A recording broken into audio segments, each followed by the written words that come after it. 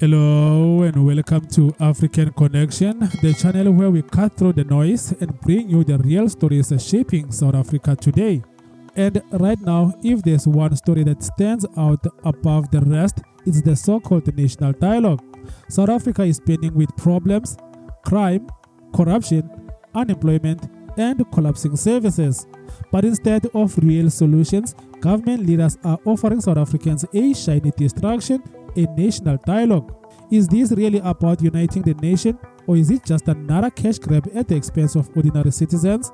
Let's unpack what's really going on here. The ANC says the dialogue will shape South Africa's next 30 years. But the issues facing this country are no mystery. Unemployment is over 33%, youth unemployment sits at a staggering 62%, and violent crime claims thousands of lives every quarter. Corruption has hollowed out state institutions and service delivery is collapsing. Do we really need more talk about these problems, or do we need leaders to finally act? In a nation where schools don't have desks, clinics lack medicine, and entire communities go weeks without clean water, spending money on a talk shop is beyond scandalous.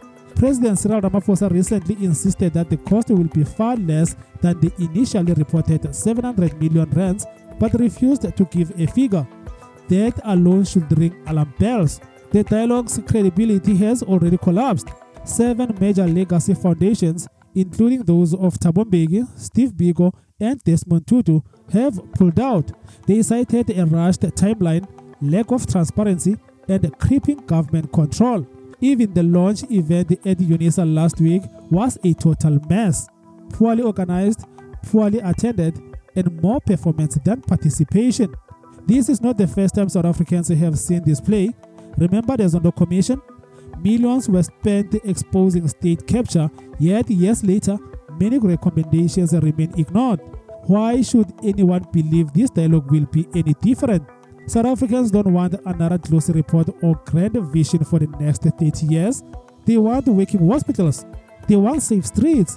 They want jobs, electricity, and functioning municipalities.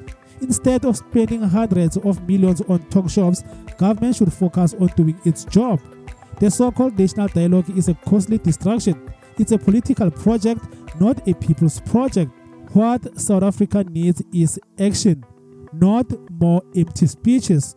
Do you think this dialogue is worth the money? Or is it just another scam dressed up as a nation-building project? Let us know in the comments, and don't forget to like, share, and subscribe to African Connection for more analysis on the stories that matter most in South Africa. Until next time, this is African Connection, telling our stories our way. Thank you so much for watching.